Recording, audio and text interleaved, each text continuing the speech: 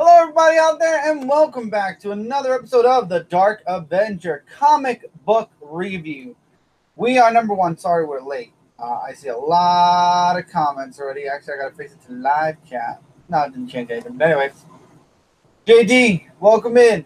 Doc and Howard, yo, Chris, how's it going? Going great, man. It's great to see you in the comments. Welcome to the Dark Avenger comic book review, Doc. And how are you? It's been a long time. There's another Gen 1 comic community member and reviewer, Scotty, fourth, even in metal contention. Not even in metal contention. Thank you. Little Ember was funded, as Scotty said, so we're very happy about that. Toxic Rose, how are you, darling? It's been a couple of weeks since you've actually been in comments. I'm guessing very busy, but great to have you back here. And what's up, Tevia? Number one, hold the presses. Pause 1 second. Gotta give a humongous thank you because I promised. I said I'd do this every time we got a donation, and I gotta thank Scotty today. I won't say how much he donated, but Scotty, thank you so much for the donation towards the channel. You are now with Nerdivision, with Frost, and with Roll from Bitter Old Goons Gaming. Thank you so much for the support. As always, it's not a requirement for the channel, but it is always appreciated 1,000-fold. So thank you, Scotty, for the money donation towards Dark Avenger C86 and towards myself and Michael. We've been playing the last few times. You've been live. I'm on vacation. Nice. My husband, she married a Chris. What can I say? She's smart. Married to Chris. So I'm actually able to pop in this time. Nice. What can I say? She married to Chris again. Smart. You guys deserve it. Keep that good coming. Oh, we will. We're actually working on a whole video slash get some equipment upgrades because of my new cell phone. So that money is actually going to go towards that.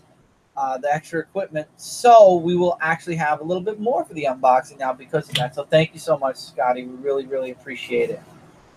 Moving forward, though, the newsletter. If you haven't already followed, he's actually watching with me right now. Chris, lucky man number one. You are a lucky man number one. Number two, Chris, high five. It's like a must. Remember what Tony Stark said to Doctor Strange? Mustache brothers, high five. Chris brothers high five. It's one of those things. Only a Chris will understand it anyway. So anybody else who's in the actually Doc and Howlett's a Chris. Doc and Howlett understands it too. He's another Chris. We're all over. See, one day Chris's will run the world. No, we're not. But there are some really popular Chris's out there. Just saying. Unfortunately, where there's a Chris, there's also a Michael. So, hi. There are lots of famous Michaels too, and there's a lot of Michaels everywhere. I tell you, lots of them. All I'm going to say is Back to the Future. Michael J. Fox, Christopher Lloyd. Oh, look at that. He said high five, bro. There you go. See, he knows. So this means you're Doc, and I'm the guy Marty that goes back to the future. Yeah, I'm crazy enough to create a time machine. Yeah. Yeah, that sounds I'm crazy about right. enough to go back to the future. We even have the same type of hair. I mean, if I grew it out and it was all like gray, yeah. Well, it used to be. Now it's not. Well, yeah, it's true. It's true times. First World Order. Actually, we do have a CWO shirt, but it's Comic World Order. You can check that out on I believe it's still called the Dark Avenger Inc. No, the shirt shop. The Rip Tee. No, our shirt that we made, the CWO. It's on the Dark Avenger Inc. shop. Links in the Comic Frontline, on the Comic Frontline page, but you don't have to buy the shirt. It's up to you, but we did create it so that everybody could enjoy it. I had a few compliments for that. I should start wearing that shirt in the winter again. I probably will. But thank you again, Scotty. It's really appreciated. You are awesome. Thank you so much again. Now, newsletter. Last Ember Press. It was announced in the newsletter that I think came out today from Last Ember Press. 529 Studios will be joining the newsletter. There's going to be a 3-part intro, and then after that, well, stay tuned to the 3-part intro, especially because there is a really sick announcement in the last one.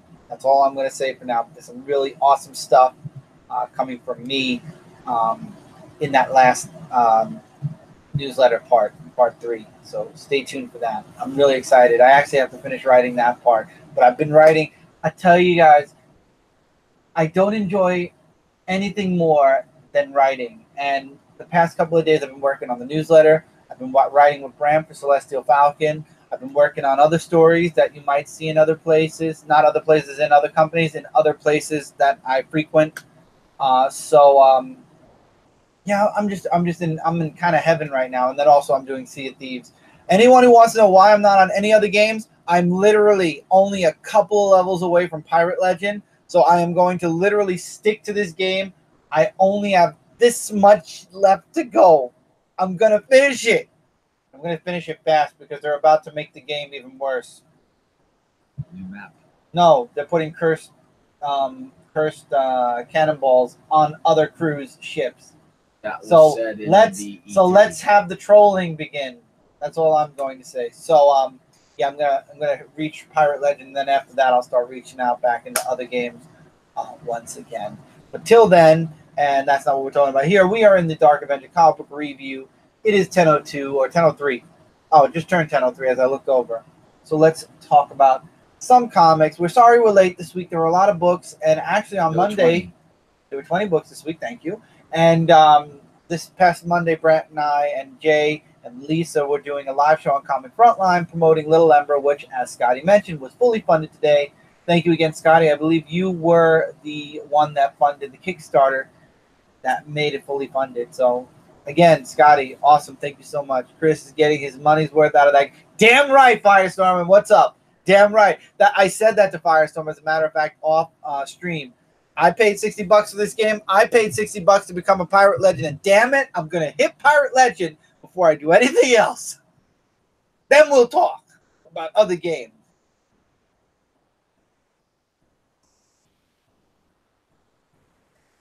Let's talk about some books. Which were released on which date? They were released on August 8, 2018. And I'm going to tease this right now also. I'm bad. I always say I'm not going to read this Wednesday's books until we do this review, but I'm bad. And I read Justice League. I can't wait to talk about Justice League next week. I'm going to try to make sure that we are able to do this next review on Monday. Oh, I'm excited to talk about Justice League. If you didn't read Justice League, came out today, Justice League issue 6. Read it. We'll discuss it and review it next week. Props to you, Chris. And hey, I'm trying, Scotty. Let's talk about 2 books really quick. And there's a reason why I didn't pick these up physically. And that is because the last time they did a Bebop and Rocksteady weekly event, it was dumb. I might pick this up and trade. I might wait till the whole series is out and just get all the issues all at once. But TMNT, Bebop and Rocksteady hit the road. Parts 1 and 2. This is issue 1. That's issue 1. Show issue 2. I got to put it in. Well, Mike's going to switch it for issue 2. I'm actually not even going to waste my time reading this right now. I started issue 1. I'm like, number 1, I don't like the artwork. Number 2, it's all about Bebop and Rocksteady. And it's one of those, like, dopey stories. So, no opinion on Shattered Grid. Tevi, I didn't read it yet. So that's issue 2.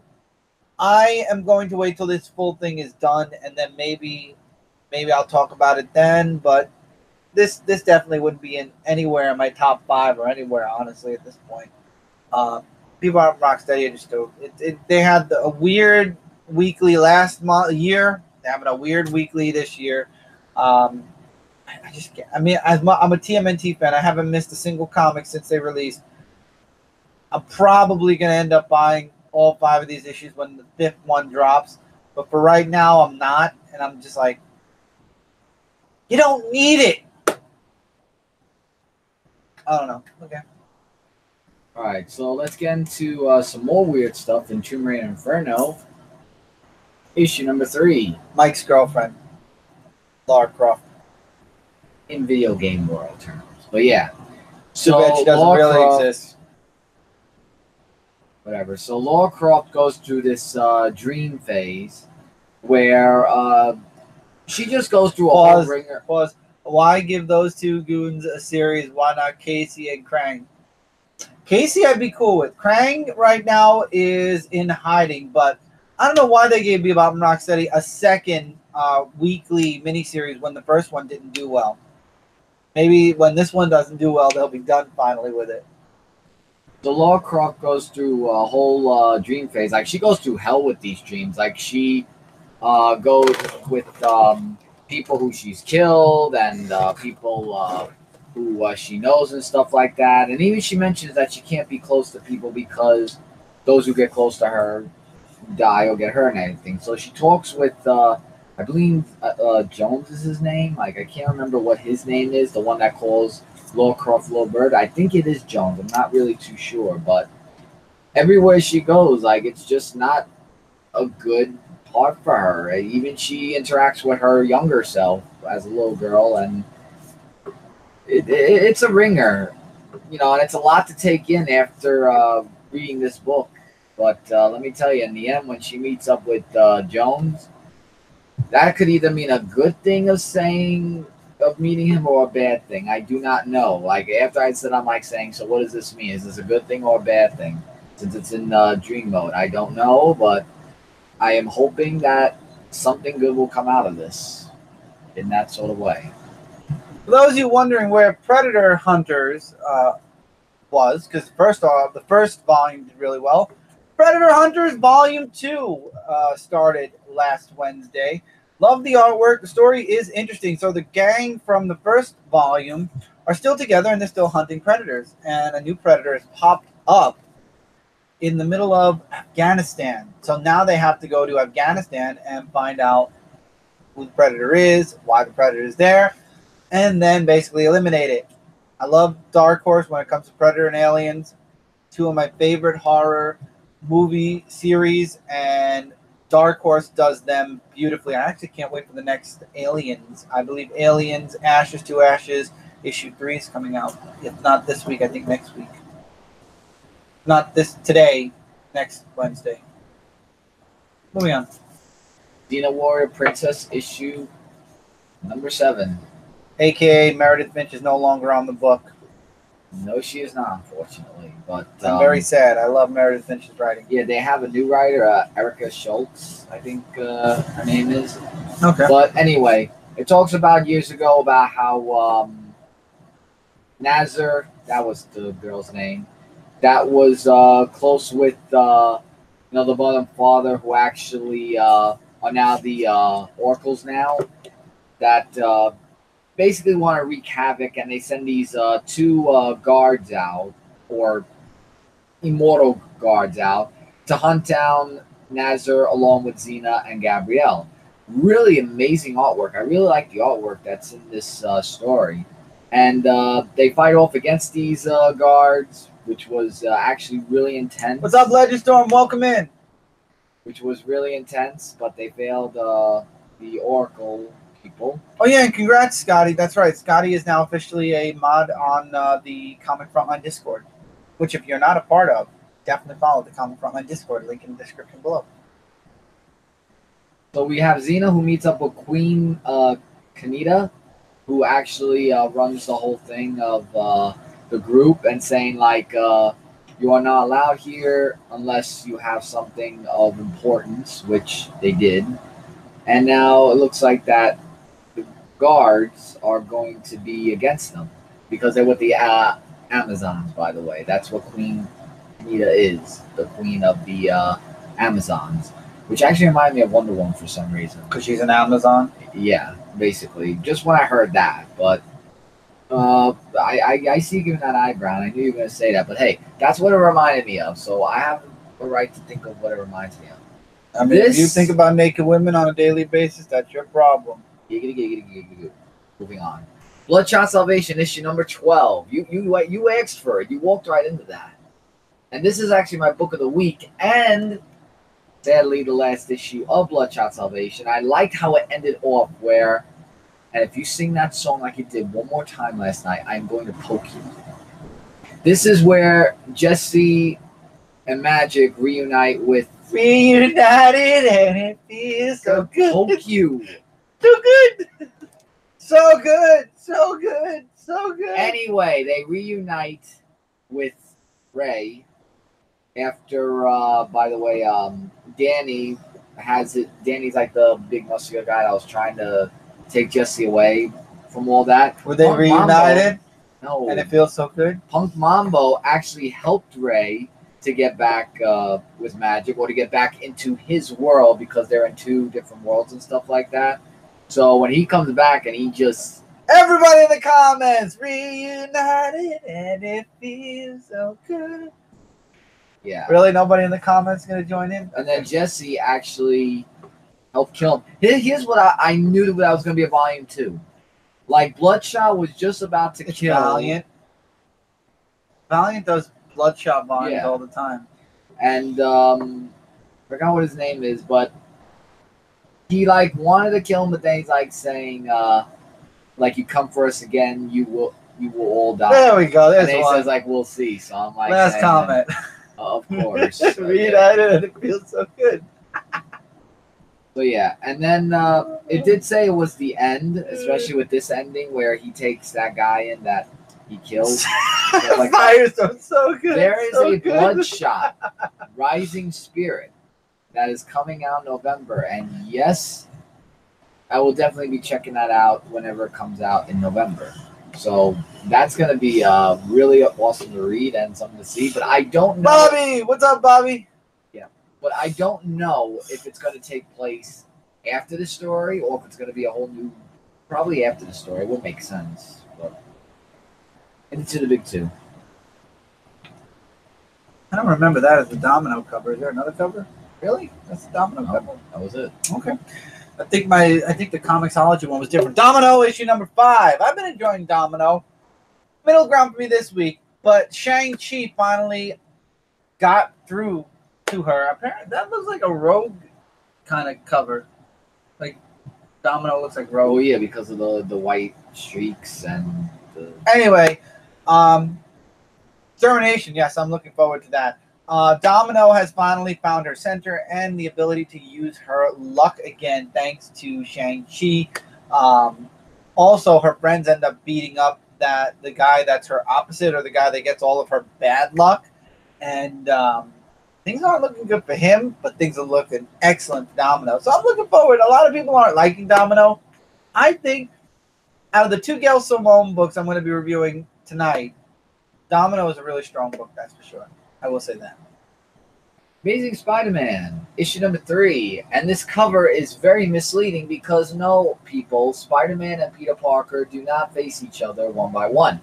However, though, we were right about one thing about how they are, you know, with... how there are 2. The machine split them. 2. Basically, yeah, the machine split them into 2. And it actually talks about that. Like, at first, when there was a crime going on, Peter Parker was, like, saying... actually, MJ, I don't. I was like saying, wait a minute, what do you mean you don't? I'm like thinking, wait a minute, wasn't that the clone thing in the last issue? And it sure was. And it's where Tri-Sentinel is going all over the city, where Spider-Man goes to try to save the day, and then there goes the flashback. The flashback, what happened, of how they became clones and everything. And their whole talking together was kind of weird in some sort of way. I want to know what's under the Spider-Man myth. Well, we didn't know about that because they think it's Peter Parker, or us readers think that. So then he goes to talk with Kirk Connors, and he talks about these laboratory mice, how Lab A could do what Lab B didn't do through the maze, but Lab B, however, did good with the... Basically, they were split perfectly in half. One Right. gets one thing, the other gets the other. Exactly. So it was like a pro and con thing. So I'm sorry, Bobby. Yeah, we're a little late. If we did this on Monday, it would be more, because today this week's books came out. Yeah. So for this, Peter Parker's thinking whatever Spider-Man has that I don't have, that's something to question. So we're gonna see how that goes in the next issue. The final part to Hunt for Wolverine Adamantium Agenda 4 of 4. My favorite one. So Tony, we find out the big secret that the bomb that exploded that blew Wolverine up in the past, it was Stark Tech. And the promise Wolverine made Tony make was no matter what, no matter how, make sure nobody gets my body, no matter what. You're going to think of the possibilities. Don't even think of the possibilities. Think of the consequences, because obviously he didn't think of the possibilities when he made the consequences when he made that bomb, but somebody stole it and used it. So basically Wolverine saying, think about the people and the innocent people before you think using science. And Tony kind of wavers about destroying all the DNA that Mr. Sinister collected. And because of that promise and what he promised Logan so long ago, he wipes the whole place out in the end. And they don't find Wolverine. However, number one, they tell Laura that she's not a complete clone of Wolverine, that she is a daughter of Wolverine, that she was the daughter of Logan and Sarah Kindy. So she wasn't just carried by her, she was her mother. So she's not a perfect clone of Wolverine. She is a daughter of Wolverine, which I believe we already knew. It was mentioned in several other books. Then the second, which is leading into probably the big one-shot that should be dropping in another couple of weeks, is one of the X-Men is not a real mutant. Their powers were given to them. So there's basically a sleeper agent within the X-Men, and they've been there for a very, very, very long time. So the question is, what mutant is not really a mutant and is just a meta-human to look like a mutant to get inside of the X-Men for something, for some reason? I'm excited to find that out. That I'm excited to find out. And finally, it's back. First Family is starting up once again, the Fantastic Four issue number 1. I really would love to get those individual covers for each of the 4, but to be fair and to be honest, one issue is good enough. What do you mean a sleeper agent? Really, again, Tevya, I don't. You know what? I have not read X-Men enough to comment, so I'm going to say yes, Tevya, again. I loved it. So a lot of people are upset because they thought that the Marvel 2-in-1 was going to be what led into Fantastic Four issue number 1. Issue 1 is out. That's not the case. So basically we're dealing with a mole problem. Basically. So Fantastic Four is going a different direction than Marvel 2-in-1. Marvel 2-in-1's first story arc is going to end, period, before issue 1 of Fantastic Four. Fantastic Four issue number 1, I enjoyed it. You had Ben finally proposing to Alicia, his longtime girlfriend since way back in the, I believe, first volume of Fantastic Four. You have Johnny coming to terms finally with his sister and brother-in-law are gone forever. But then you have Reed and Sue. It turns out they are alive.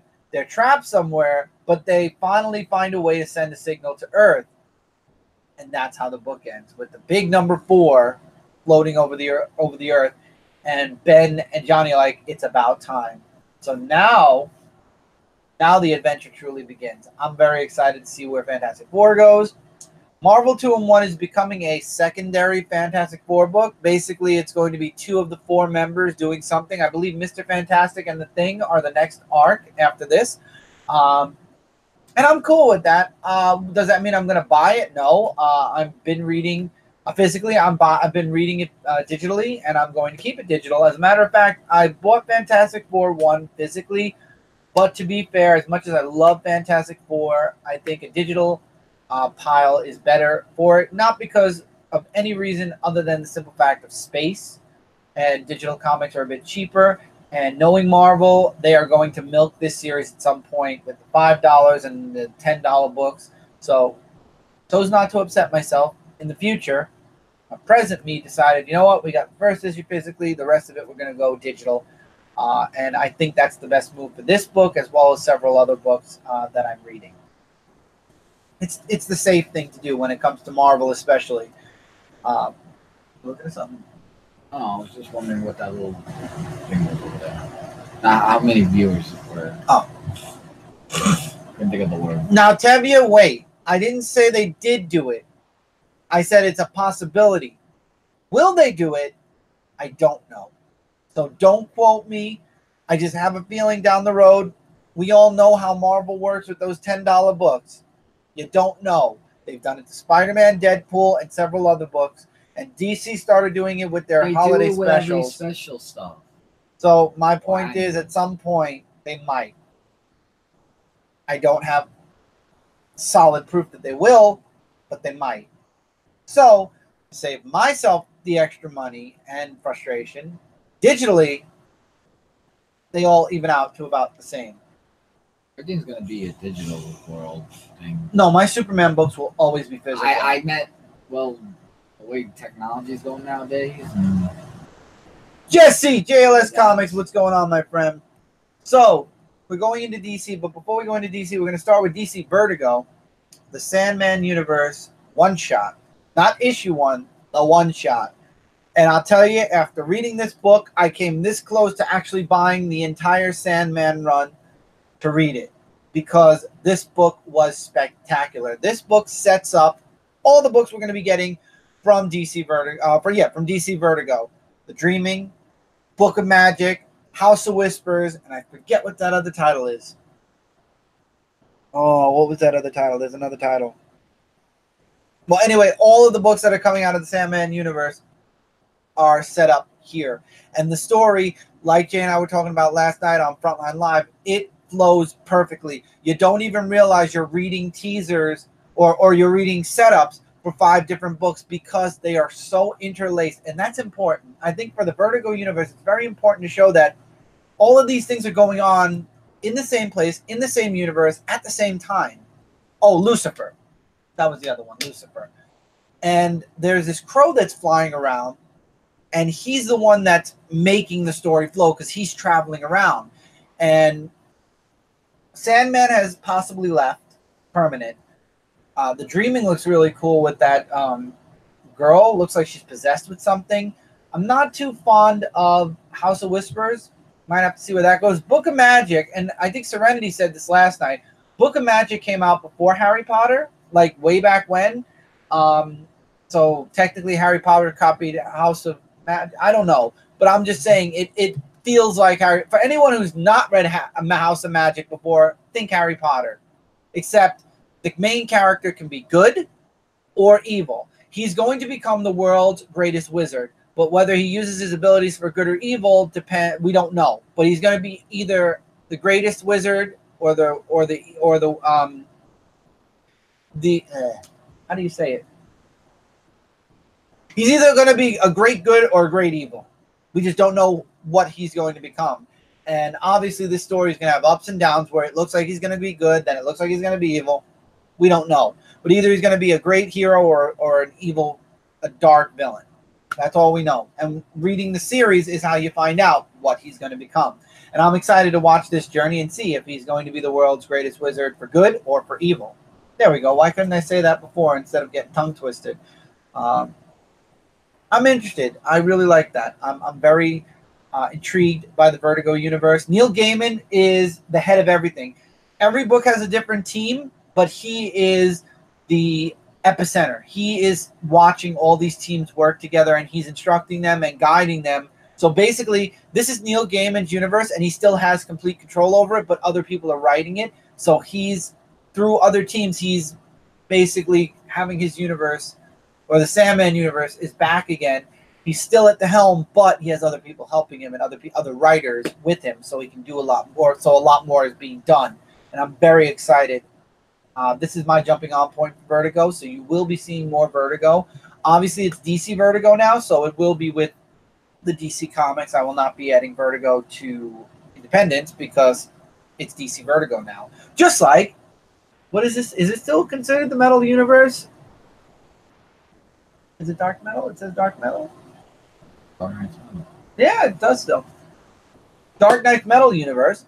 And we're talking about Sideways, issue number 7. Very powerful issue with the main character dealing with the loss of his mother from the previous issue. And you can see that it's impacted him in a way that he doesn't want to be Sideways anymore. He starts lashing out at classmates, at bullies, everybody, even his best friend. And she's like his girlfriend. You could swear that she's like his girlfriend. But he's so overwhelmed with grief that he kind of pushes the envelope too far. But then you have Zatanna show up with the 7 warriors. I forget, but it's only 6 of them, and they want to enlist Sideways to join them to help basically save the world. And if Sideways doesn't help them, the world is going to be forever in darkness or whatever. And in return, she'll erase everybody's memory. Nobody will see what he's done because he showed his powers in front of all of the students. So she erases everybody's memory. He goes with them to be continued. I'm minorly interested. I don't believe I reviewed issue number 6. I think I put Sideways in a casual read, but hey, I read it. I'm going to talk about it. But I do remember reading issue 6, but I read it later on. So Sideways, Terrifics are my first favorite from the Metal Universe. Sideways, Damage, I kind of consider them both in the casual read, but I do enjoy reading them. I didn't get into Silencer because of John Romita Jr., but he left the book now, so we'll see if there's a jumping on point at some point. And I never started Immortal Men, but Immortal Men is ending anyway, so or it's a mini-series, so I don't have to worry about that. Fat Cat Nation, what is up, my friend? I've seen you in the comments, post live. Welcome in. Wasn't this the cover? It should say part 2. Oh, it does. This is part 1. No, you must. Oh, number 2. Yeah. So we're moving from Vertigo. We did Metal. Now let's talk about the digital first books. Death of Superman, part 1, chapter 2. Or issue 2. Story 2. I don't know how they're doing it. I think it's part 1, issue 2. Part 1, chapter 2. It would make sense if it was issue 2, but chapter. Oh, Fat Cat Nation, no worries that you couldn't make it, man. Welcome now. Welcome now. Because isn't a chapter a new story? Part and chapter means the next story, but this it would be issue because it's still. Maybe they're gonna do part 1. Maybe they're gonna do the digital first for this, and then the Reign. So that's why it's 1. I don't know, but anyway, this chapter is Superman versus Parasite, and I enjoyed the issue. I like how he fought Parasite. It's basically a big fight. Now remember, these digital first comics are a bit shorter than normal comics, so basically this was him fighting Parasite at the end. However, the ending is a to be continued, so it's Ma Ken. He hears a scream and he's like, Ma, and he flies off once again. At least it's not going to be what Jay thought, which was a villain of the month or villain of the issue. It's weekly, so we'll be seeing part 3 this week. As a matter of fact, it dropped today. So I'm looking forward to reading issue 3 or chapter 3 or whatever it's called today. But it's going to be Ma Ken. Moving on. Oh, wait a minute. Hold up, I got to switch to my lap. Okay, man, no worries. We're here for a bit. Are you excited for Batman Damned in September? I might read it digitally. I'm not too sure. I feel like there's so much Batman going on right now, Bobby. I don't know. We'll see. Plastic Man, issue number 3. I just feel like this book doesn't have a direction. This is basically the middle of the miniseries now. It's a 6-part miniseries. This is the middle. We're in the middle, and I don't really understand the direction Gale is taking Plastic Man.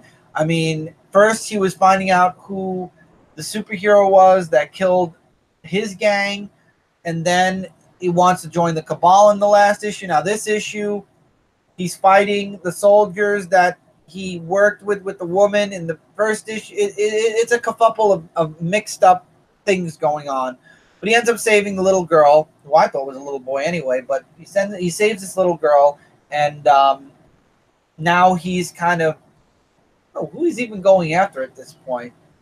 He's off to be a superhero, and I don't know. I'm gonna, obviously I'm halfway through. Might as well see the rest of it through. But direction, Gail, please. I have no clue what we're supposed to be. It's an entertaining book. I'm enjoying it. The funny moments are funny as all hell, but I don't know where this book is going. Like, what was the point? I thought at first it was going to be he's going to find the superhero that's killing, his gang. Then he wanted to join the Cabal for protection. Then this issue, he saved the little girl, and the team that he was teaming up with to fight Man-Bat turned on him, or there's some type of a hit squad after him now. I don't know. Titans issue 24. This is definitely going into a casual read as well. This is going into a casual read, period. I don't like Miss Martian. I don't like the way they're writing her here. This is not the Titans we got when Rebirth started. This is obviously restarted Titans team, not numbering. It's a restarted team under the thumb of the Justice League. Miss Martian is their liaison between the Titans and them, and it doesn't feel like the Titans anymore. It really doesn't. It feels like Jay said, Young Justice. They're a team sanctioned under the Justice League, but the whole point of the Teen Titans was they didn't want to be the sidekicks with the superheroes anymore. They wanted their own kind of club. And you can see that Nightwing's not happy with it, but at the same time, the team is, and also we're dealing with a lot of the crap that's happened after Metal. A lot of the people they're dealing with and going up against are ramifications from what happened in Dark Knight's Metal. However, this team was formed after Justice League No Justice, so this is dealing with the two events that went on in DC that kind of weren't received well. Mike saw Red Hood's new design. Well, yeah, we're gonna talk about that after this. After that one? After that one, yeah. But I just don't like the way the direction this book's going. I'll casually read it, but honestly, there's no direction for it. I feel like it's a new. It doesn't feel like the Titans I was reading. I mean, you got Wally who's gone, and you'll know what happened to Wally if you read Flash. Red Arrow's gone, and you'll see what happened to Red Arrow in Red Hood and the Outlaws this week. I don't know, and the way Donna's personality is now because of what happened in the last arc of Titans, I can't really stand behind this book as much. Okay, Fat Cat, no worries. All right, so next up, didn't expect to be reading this book again, but I said, you know what, I'm going to try it because it spins out of Man of Steel. Supergirl issue 21, and I was pleasantly surprised. Ignore the diaper costume. Let's go with the we'll go with this is the costume that's actually in the book. We'll go with that. And yes, Crypto's in the book, which I'm very happy about. As Tevye would say, it was adorable. It was adorable. But oh god, her name, Kara wants to go into space and find out about that cover, right? She wants to go into space and find out about Rogol Zar. Did he destroy Krypton? Didn't he destroy Krypton? What's his background? And basically, she wants to kind of avenge Kandor's people from dying, and she wants information. She wants to know that her homeworld died because of natural causes, not because Rogol Zar blew it up. So Clark's having a hard time dealing with that or letting her go in a way. He tries to convince her to stay, but in the end, obviously, she doesn't. So instead, he writes this wonderful note. It was one of my top 5 panels of the week on Frontline, and he gives her Crypto. He says, "Let Crypto go with you." We see her change costumes. Now you saw that in the variant. She's in the blue skirt with the classic top half of Supergirl and the long red boots. I know she's gonna switch into the costume that you saw on the main cover for a little while, but then obviously she's gonna go back to the blue skirt. Obviously, I don't know why, but she tries to get Green Lantern to scan Rogol Zar's axe, and it turns out that there's a failsafe on scanning it, and the person who created it finds out that it was trying to be scanned, and now it looks like there's somebody in space that's going to be watching Supergirl as she's looking for answers. Very interested, and I am intrigued once again in reading Supergirl. I'm happy to be back. I might actually pick Supergirl up physically again, starting with this very issue. So when I get Bebop and Rocksteady's 5 parts, I might get Supergirl as well. My favorite comic character is Superman. It's apparent. But Michael has, I think yours is Spider-Man. It's Spider-Man, and second, the Punisher. Right. If you make an adorable T-shirt, Tevye will buy one. If I make an adorable T-shirt, I'm going to get Tevye's icon and put that behind. It's going to have Tevye's icon, and then in front of it, in big letters, it's going to say adorable. No, I'm not making that shirt, Tevye. Don't worry. Red Hood and the Outlaws, issue number 25. Jason Todd versus Batman. And before we get into that fight, I like how they went back in time where before he became Red Hood, Jason Todd was Robin, how he saved Batman. I like how when Batman says, If you ever leave, it'll be your choice, not mine. And actually was brought up during the fight, actually. And we get Bizarre and Artemis action as well of trying to find out where Jason Todd is. And this artwork right here, I mean, this is really amazing artwork that they did of Jason Todd and Batman. And it was just really a brief fight. Like, it was like a brief fight where it looked like Batman was winning, but then Bizarre came to save him. And we have Bizarre, that's going into a different universe, but then Artemis wants to try to prevent it from happening, and you get a little Artemis and Jason Todd love there. But yeah, so then she goes off somewhere, and I like how I said, saying to Batman, "You're standing right behind me, aren't you?" And he just gives that kick. I thought that was actually weird. Comics with Bueller. Bueller is in the house, everyone. Welcome in, Bueller. And thank you, Jesse, for thumbs up. And yes, I agree, Fat Cat. Awesome artwork. And in the end, here is your Roy Harper, also known as Arsenal, and they're going to appear in the annual of issue number 2. And then the second story was kind of I think the annual weird. is the end of the month, so there's a 5th Wednesday this month, so we're going to get an annual. And then we get the second story about weird stuff, but it was like a dream, so to say, where the grandmother talks with Willis. I think this is going to play into a future arc. It probably is. It says Finn, but yeah. And also, wow, I haven't seen the Venture Brothers in forever. They changed a little bit. They got older. Yeah. And here's a new costume that everybody is talking about. I don't like the mask because it reminds me of Shredder. Oh, we got Woodard in the house as well. Welcome in. Welcome to the comic review. This new costume thing doesn't really fit him, but now we know why, because it's all destroyed. That's why there's probably going to be a new one, or we'll probably find out the annual of reasons and that. But I don't know why. Just don't know why.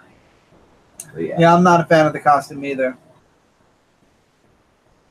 All right, Detective Comics 986, Superman versus Karma, and obviously Batgirl has a hard time listening to Black Lightning and sends Cassandra, Orphan, ahead to help assist Batman. And obviously you could see that she's going to be the one that kind of butts head with Black Lightning and with the way things are going. So Black Lightning ends up going after Cassandra. Cassandra is meant to save the kids. Batman's going after Karma. And obviously Black Lightning follows right behind. And thing I liked was Batman knew Black Lightning was going to be there because he knew what was going to happen. So Cassandra and Black Lightning save the kids, prevent the thing from exploding until the last moment. And Batman kind of beats up Karma, but at the same time, Karma still kind of gets away in the end. So he's still a threat. And obviously we're going to continue this with the next detective book. But Batman pissed off at Barbara, I will say that. You make sure that it's clear that Black Lightning's word is basically his word. And he's like, make sure that's clear. And she kind of gives an attitude. I didn't like how they did Barbara here a little bit. I didn't like that she was very, very defiant towards Black Lightning. But at the same time, it's understandable, especially because, you know, she's not exactly a little kid anymore. It's not like when she first started as Batwoman. So I don't know.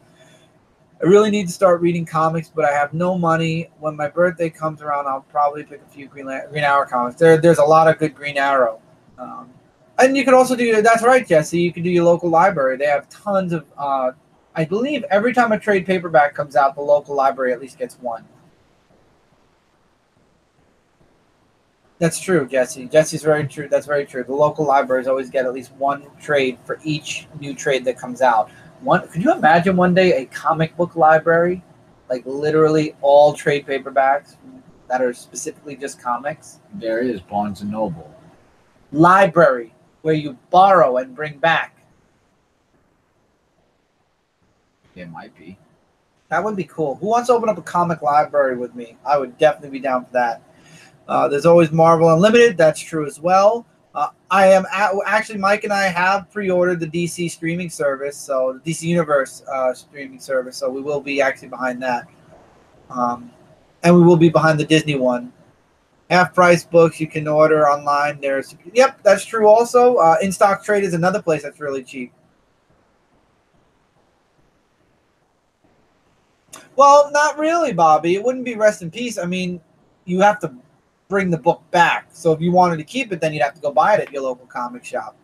And already local comic shops are having enough issues because people are torrenting all their books. People are stealing, they're going on websites that literally, the day they come out digitally, stream all the books on their website.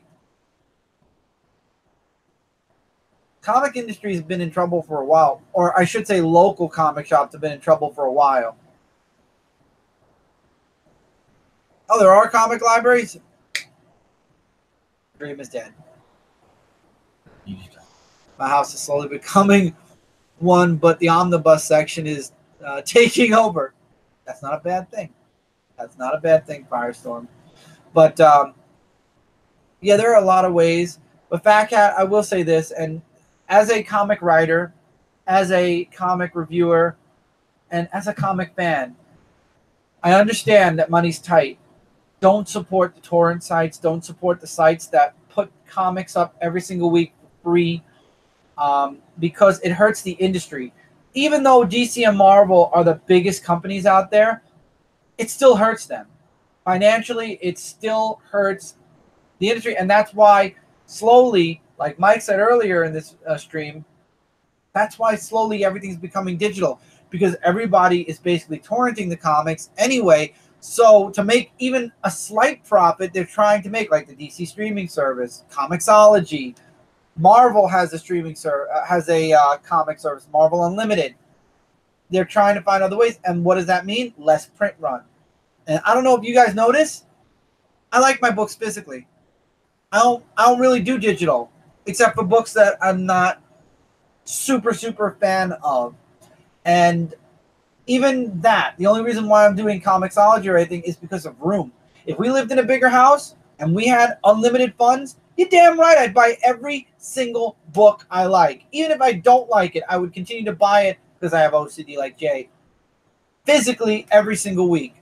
Unfortunately, I don't have mountains of money, but I would if I could. Do you really know who's behind the torrent sites? It can be terror. You don't know exactly. You don't know who's running those sites. What comic do you write? Don't worry, I don't support stuff like that. Awesome, Fat Cat. My comic is Celestial Falcon. You can find that on lastemberpress.com. But Fat Cat, if you'd like a free legal copy of Celestial Falcon issue number 1, 529 Studios, which is the imprint that Celestial Falcon is under, the superhero imprint, my imprint, along with Brant, you can go to lastemberpress.com, sign up for the newsletter, and you get Celestial Falcon issue number 1 for free, digitally, for free. If you'd ever like to support Celestial Falcon, you could always buy the physical copy of issue number 1. Issue number 2 is being written right now. So definitely look it up. But you can get it for free if you sign up for the newsletter. And I would definitely recommend it. Brand's newsletters are fun each and every week. And like I said, I'll be joining the newsletter through 529 as well. But you're right, man. Jesse, you are definitely right about the, you don't know who's running the torrent sites. I wish they could find a way to shut them down. I'm with you guys, something about that paper. I love paper, man. I do. It's just the room that it takes. I know comic collectors that literally have to open up a, what are those rooms called where they have the, oh, come on now. No, where you got to go, a storage locker in a place to put all their books in. A warehouse, then. Yeah, storage warehouse. Thank you. Going back to the books. Hal Jordan, the Green Lantern Corps, issue number 50, extra size, anniversary, and final issue. I'm on my 3rd long box. Dude, I have bins. I need to buy at least 20 long boxes to fill all of my comics into them. I loved it. Tomar 2 ends up getting, and Hal Jordan defeats the Dark Stars. And what happens is Tomar 2 ends up taking his own life, which is really sad. That was a really sad part, that he couldn't save Tomar 2, but the galaxy's saved, the Dark Stars are defeated, the, oh God, what were they called? The monitors are in a coma. I believe that's what they call the monitors. I don't remember now. But they're in a coma. The controllers are in a coma, and the Green Lantern Corps is about to expand because new rings are sent out. And then the Green Lantern book ends the way every single Green Lantern volume has ended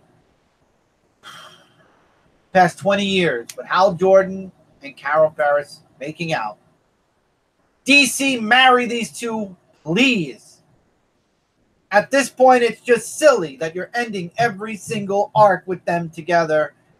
Just marry them and get it done. That, or please don't make Hal a gigolo, at least, because that's what it sounds like Grant Morrison's doing when he comes in. By the way, Grant Morrison, Heavy Metal, said he wasn't going to be doing comics for a while. I guess Heavy Metal got boring after 2 years.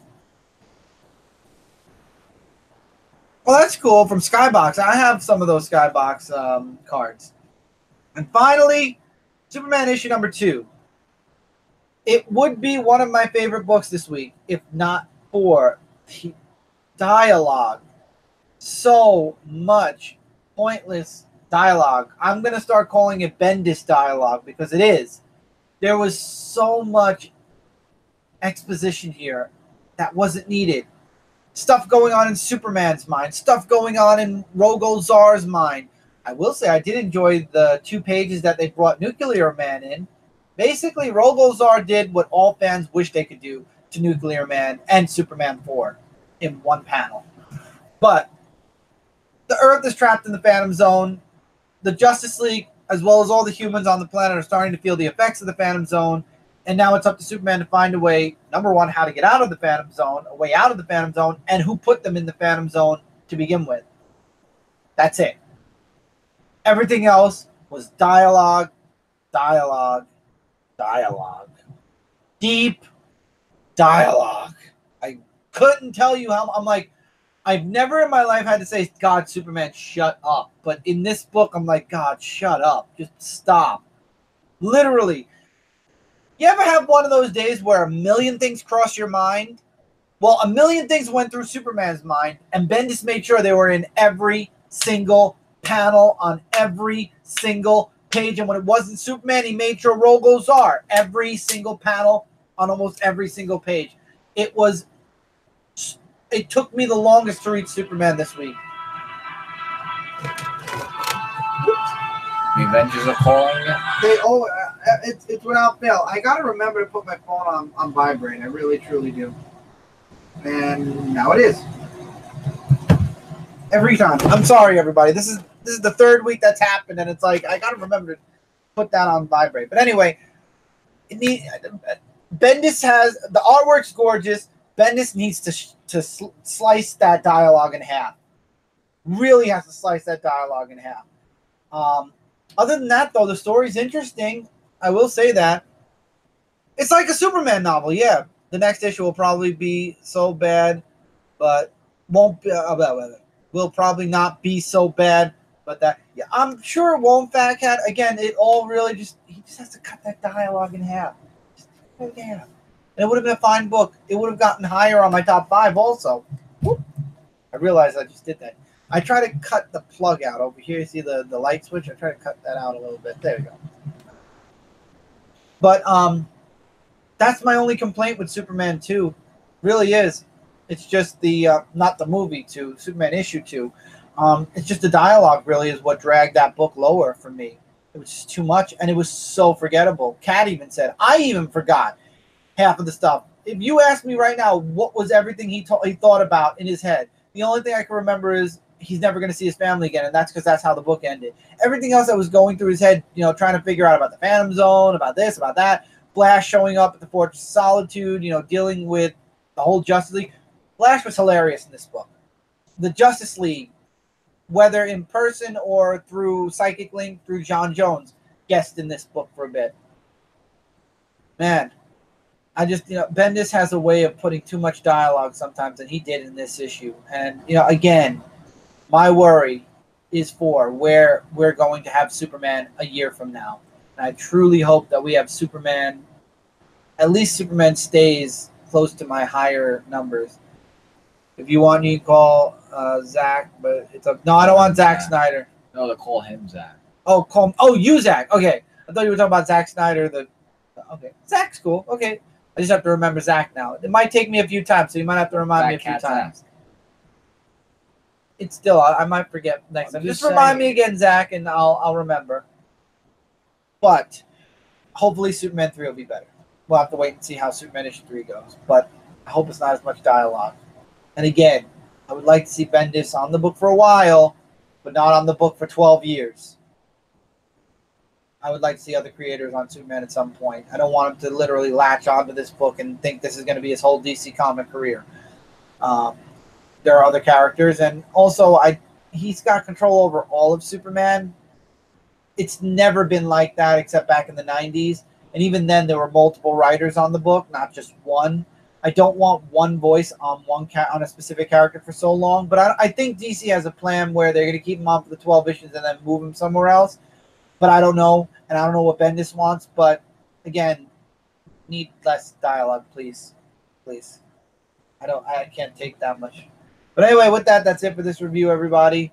Before we go, really quick, I wish I was Bobby. I'm not going. He is. I am. Yeah. I didn't get a ticket.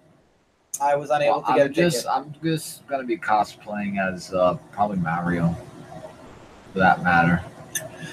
Yeah, I couldn't afford the tickets to go, and honestly, I couldn't make it this year, so I'm not going, unfortunately. That's all the way in October. I mean, the tickets are sold out for the day I would go, which would be Saturday. So that's that. I won't be making it to New York Comic Con this year again. This will be the third year since they got really tight on press, which I don't understand because we covered New York Comic Con really, I thought, very, very, very in depth, but. Anyway, I'm not going to get into that.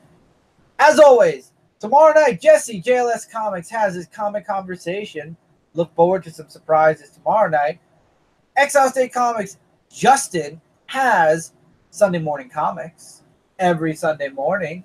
And also don't forget that every Tuesday, Comic Frontline has Frontline Live. We just did one yesterday night. I did a pre-show. You never know. There might be a pre-show. Also, I believe Jesse has Super Chat on Saturdays, but I think he did one last Saturday, so not this Saturday, if I'm not mistaken. But, yeah. So, now, thank you to, actually, Jesse, Zach, Tevia, Bobby, Toxic Rose. By the way, Toxic Rose, go check her out on Twitch. She's on vacation right now, so don't bother her. Let her have a vacation with her, Chris. Because she's on vacation, I will say go over to her Twitch channel, which is the same as her YouTube tag, Toxic Rose. Subscribe if you can. I don't think she has a subscribe button yet. If she has a subscribe button, subscribe. But if she doesn't, follow her. Does a lot of awesome Fortnite videos. I wish she'd get on Sea of Thieves so that her, myself, James, and Corey can get together on a galleon and start sailing around as well. Hopefully, Toxic you'll get on that game soon. But enjoy your vacation. No gaming for you. Enjoy your vacation with your husband, with your Chris, #1 important Firestorm, who also streams on Twitch and is part of Frontline Gaming Zone. All of our streams on Twitch, myself and Firestorm, go up on Frontline Gaming Zone on YouTube. Scotty, the newly appointed mod on Comic Frontline on the Discord. Let's see who else popped in. We had Woodard who jumped in. Thank you so much for being here. We had Comics with Bueller pop in. Thank you so much. Let's see. I feel like there were more people that JD was here at the very beginning, and then I guess got busy, or he's still listening. So JD, thank you so much for being here. I make sure Legend Storm, thank you so much for being here as well. And we're back at the beginning. So, and aggressively relaxing. Welcome in. Glad you enjoyed. Thank you so much for being here. What's your Xbox name? My Xbox name is Dark Avenger 1450, Fat Cat. Same as my what do you call it? Oh no, I switched that to Dark Avenger. Oh, you got aggressively relaxed. I said thank you. I said hi. He said thanks for the great review. I said thank you, and I also said thank you, aggressively relaxing, for being here. Toxic, enjoy your vacation. When you come back, we'll see what we're going to do, what game we're going to do it in. But like I said, follow everybody I mentioned. Everybody in the comments, mostly everybody does videos or does Twitch streams. Links in the description below for all the social media connected to Dark Avenger C86, Dark Avenger Gaming over on Twitch. I'm going to try to get back into streaming some stuff soon. I'll invite you to my club. I don't really do clubs, Fat Cap, but if you would like to add me to your friends list, definitely add me to your friends list, though. I don't join clubs on Xbox, but you're welcome to send me a friend request. I'm always open to adding new friends on Xbox. But yeah, so that's it. Also, don't forget lastemberpress.com. If you didn't subscribe to the newsletter, please do. There's going to be some awesome things coming out of 529 Studios in the newsletter. Because I have to be 13 before I can friend. Oh, yeah. Okay, understood, man. I didn't know you were so young. Okay, no worries. I don't really do clubs, so when you get older, if you'd like to friend me then, you're welcome to. I'm always gaming on several different games. But yeah, definitely. Thank you all so much for being here. Take care. Oh, if you're watching this, it's post live now, so now it's your turn, dear commenter. Feel free to let us know in the comments below your likes, dislikes, agree, disagree with anything we've talked about here this week. Looking forward to next week. Oh, Justice League. Oh, Justice League. And I'm not by any means saying it's my #1 favorite book of the week, but Justice League. Read Justice League, everybody. Take care, keep reading, keep collecting, and I will see you all, or we'll see you all in the next video. Also look forward to an unboxing, like I just mentioned. Scotty, again, today, you are awesome. Thank you so much for the donation, my friend. I appreciate that. My family appreciates that because all money right now goes into the family, as well as the things we do for videos because money is tight. Thank you so much for that. Take care. We'll see you next time. Everybody.